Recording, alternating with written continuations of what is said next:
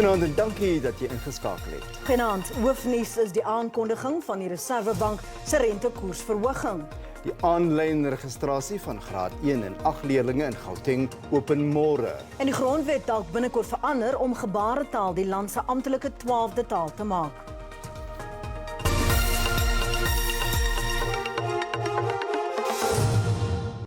Die Reservebank het min gedoen om aan vuisvoersverbruikers hoop te bied.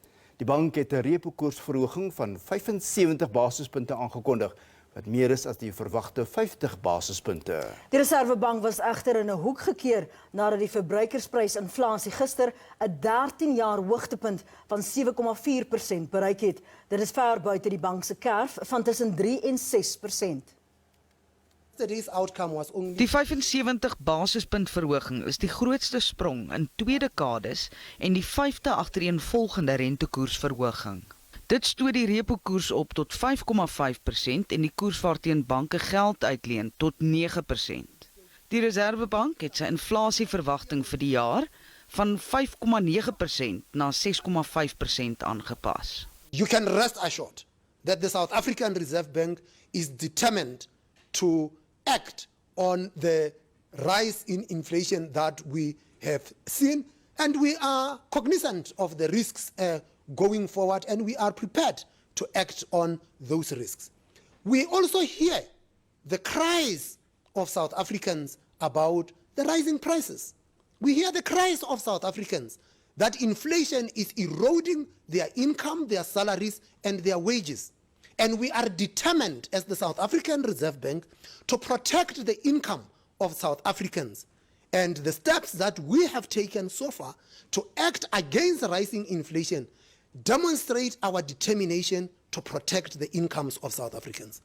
Hoewel die rentekoersverhoging goeie nuus is vir diegene met spaargeld in die bank, gaan dit groter druk plaas op die meerderheid Suid-Afrikaners wat reeds gebuk gaan onder lae ekonomiese groei, hoë werkloosheid en die algemene stygende lewenskoste.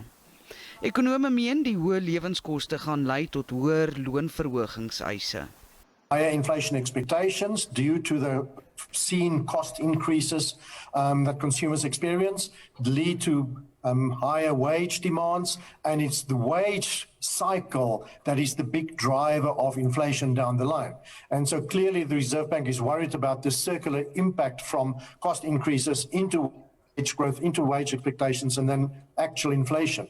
And that is worrying, and that's why they decided to frontload. Die DA-woordvoerder van Finansies, Dion George, sê daar lê donker tye voor vir hardwerkende belastingbetalers. We have a band between 3 and 6%, and inflation has now breached that band. So it was to be expected. It does, however, mean that there is significant hardship for South African consumers and hard-working South African taxpayers. And it would be expected now that government should do something about that. Die Reservebank verwag dat die plaaslike ekonomie vanjaar met 2% kan groei, opwaarts van sy vorige skatting van 1,7%. Die spreker van die Nasionaleraad, Nosiviwe, Mapisa-Nqakula, het aanbeveel dat regsadvies ingewin moet word oor beskuldigings van konflik van belange teen die DALP Kevin Mylum. Dit was haar advies aan die parlementêre komitee wat ondersoek instel na die geskorste openbare beskermer Mapisa se bevoegdheid vir die amp. Dit volg nadat die EFF-LP Ompile Mahotwe gevra het dat Mylum nie meer op die komitee moet doen nie, en gesien hy getroud is met die klaar teen Mqobane, die DA-hoofsweep Natasha Mazone. Maar dit blyk asof die parlement se regspan 'n ander opinie het. They also raise an issue that no persons from the DA should be on the committee because of the fact that a member of the DA was the person that submitted the motion. And Chair, we disagree. We disagree with that.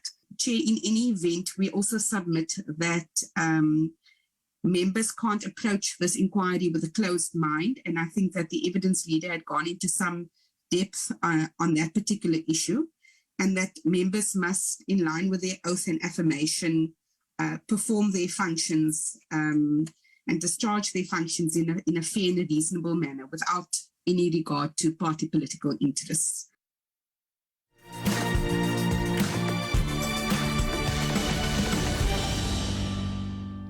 Die Bloemfonteinse Landdroshof het borgte van R100.000 toegestaan aan die voormalige hoof van die Gautengse departement van behuising, Margaret Ann Diedericks. Sy staan tereg op aanklagte van moord, geldwasery en korrupsie. Dit hou verband met die onregmatige toekenning van 'n kontrak ter waarde van R255 miljoen om asbesdakke vir die Vrystaatse departement van behuising te verwyder. Diedericks sal op 23 September saam met die geskorste sekretaris-generaal van die ANC, Mapisa-Nqakula, en ander beskuldigdes in die Vrystaatse Hooggeregshof verskyn. In Chinchanga, wes van Durban, het die 72-jarige Van Slope en sy 83-jarige vrou Beatrice gesterf nadat hulle huis aan die brand geslaan het. Die familie sê die brand kan met 'n kragonderbreking verbind word, aangesien die brand begin het kort nadat die krag teruggekeer het nadat hulle beurtkrag gehad het. Die bure wat opgemerk het dat die huis aan die brand was, het daarin geslaag om Vanna uit die huis te trek, maar hy skot daarna dood. Beatrice is egter in die huis dood. Die nasionale gedenkdiens vir die ontslape ANC sekretaris-generaal Jessie Duarte is deur honderde mense in die Johannesburg stadsaal bygewoon. Duarte is geloof vir haar rol in Suid-Afrika se bevrydingsstryd as stigterslid van die United Democratic Front en ook in die talle hoedanighede waar sy die land en haar party verteenwoordig het. Adjunkt-president David Mbuza en oud-president Thabo Mbeki is van die hooggeplaastes wat die diens bygewoon het. En ons woon nou daardie deel by. And because we're sitting here on the platform, we can see we are not a non-racial audience. It's a pointer to something that's wrong. Comrades, long live the spirit of Comrade Jessie Duarte. And we say, as we say that, we mean that we are truly, truly going to honor her legacy by attending to these things that I've tried to mention. Amandla. Thanks.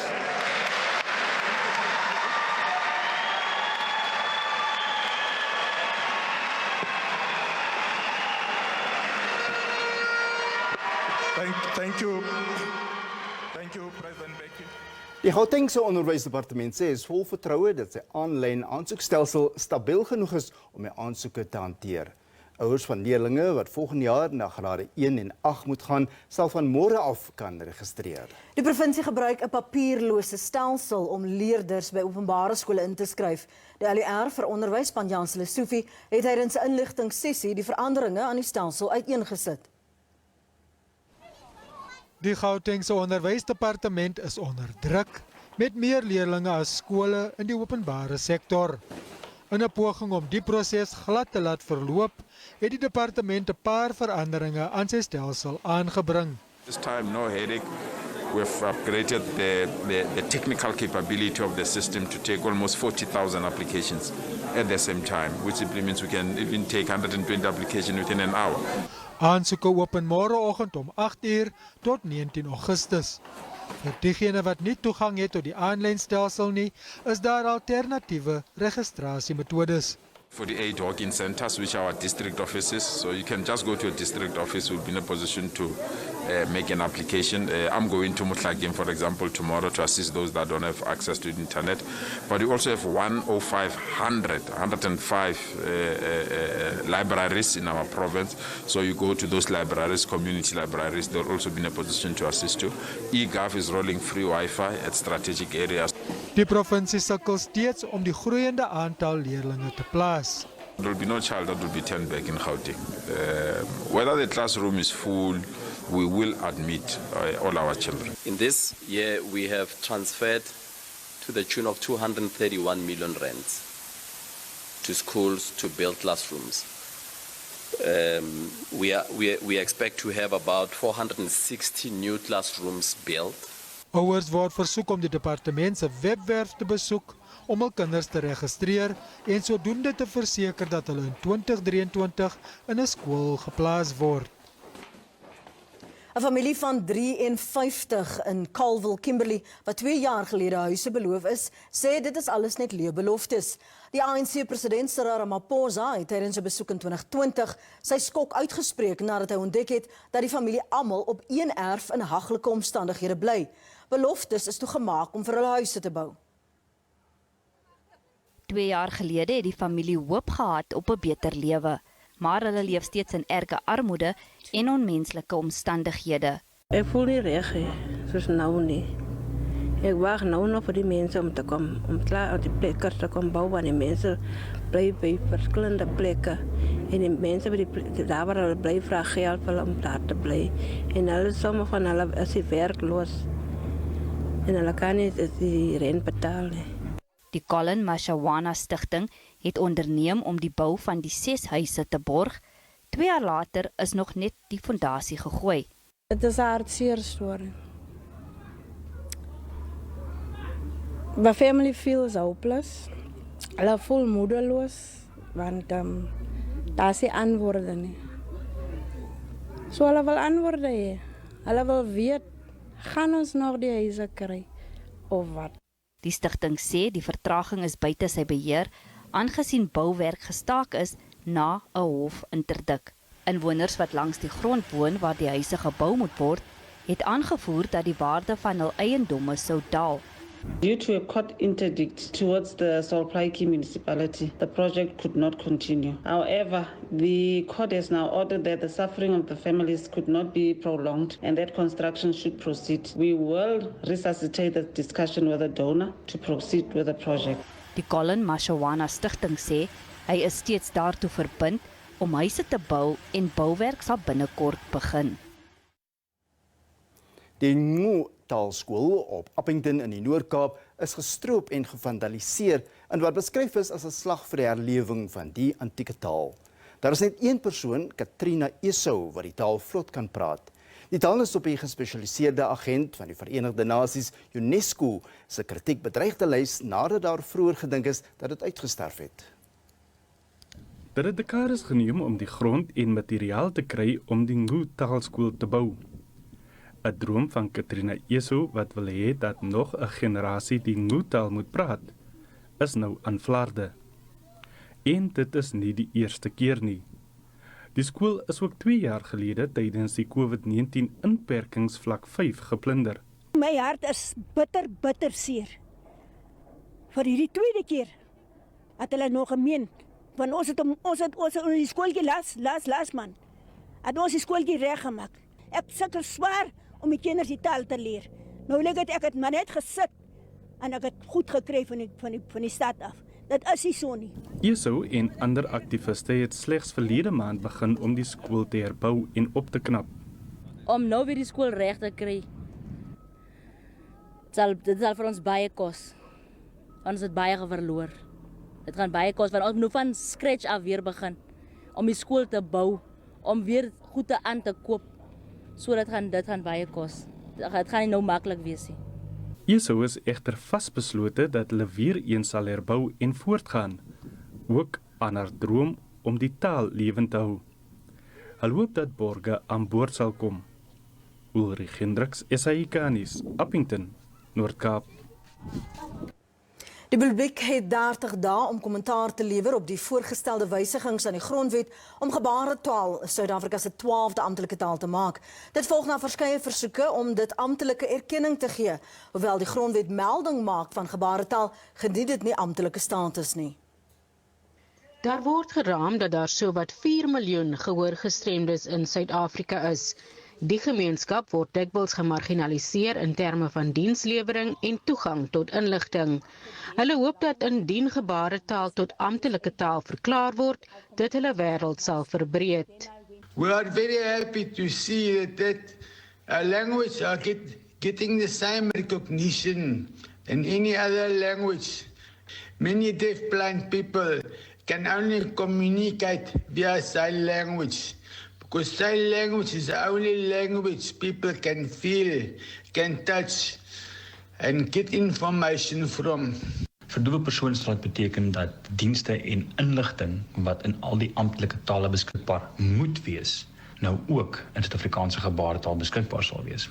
Een van daardie is die leerlinglisensietoets wat nou ook in Suid-Afrikaanse gebaretaal beskikbaar sal moet wees. Die enigste gehoorgestremde parlementslid het deur middel van haar gebaretaal tolk gesê daar is ruimte vir verbetering. With SASL becoming an official language, there will be no more excuses. With South African Sign Language becoming official, it will and it can give more access to the deaf community, more interpreters being trained, and so on. All universities and FET colleges must then provide access through South African Sign Language interpreters. Anders sê dit sal ook help om die regte van gehoorgestremde kinders te beskerm. Maar voor dit gebeur, moet die 18de wysiging van die grondwet deur die parlement goedgekeur word, voordat artikel 6 van die grondwet wat handel oor taal gewysig kan word. Zelene Merrington, SAK Nuus, Parlement. Die landbousektor is wêreldwyd een van die groot bydraers tot klimaatsverandering. Kenners maan dat landboupraktyke moet aanpas teen meer buitengewone en veranderende weer. Dit was die boodskap van kenners aan die Universiteit van Elsenburg in Stellenbosch, se studente by die Weskaapse Departement van Landbou se jeug- en jeugnavorserskonferensie. Hoë temperature, minder reën, maar meer stortvloede, brande en natuurrampe neem jaarliks toe. Die aarde het 'n natuurlike siklus van temperatuurverandering, maar die tempo waarteen dit tans gebeur is as gevolg van menslike aktiwiteite. En landboupraktyke moet aanpas.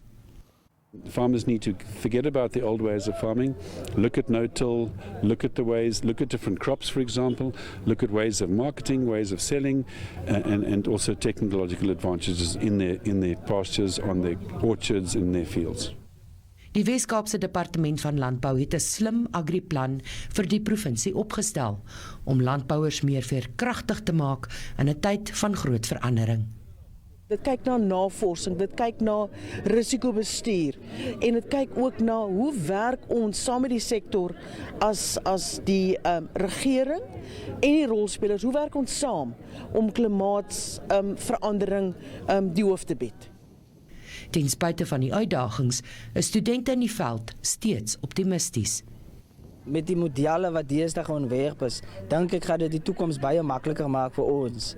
Soos byvoorbeeld kultivars, baie kultivars wat nou deesdae uitkom is aangepas by die omgewing, maar soos tot 'n mate moet ons ook kyk na GMO's.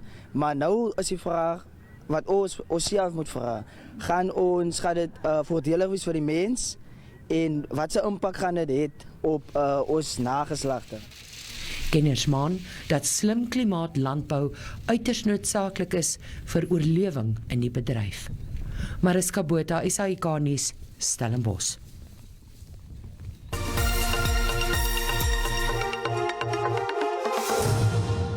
En kom ons kyk hoe die markte reageer het na die Reserwebank se aankondiging van die rentekoersverhoging. Die rand het teen die sluiting van die JSE om 5:00 vanmiddag sterker teen die vernaamste geldeenhede verhandel. Die JSE se indeks van alle aandele het hoër gesluit. Die prys van goud was teen die sluiting van die JSE hoër en die prys van Brent-olie was laer. Ons het ongelukkig nie die landbougewasse betyds vanaf die JSE ontvang nie.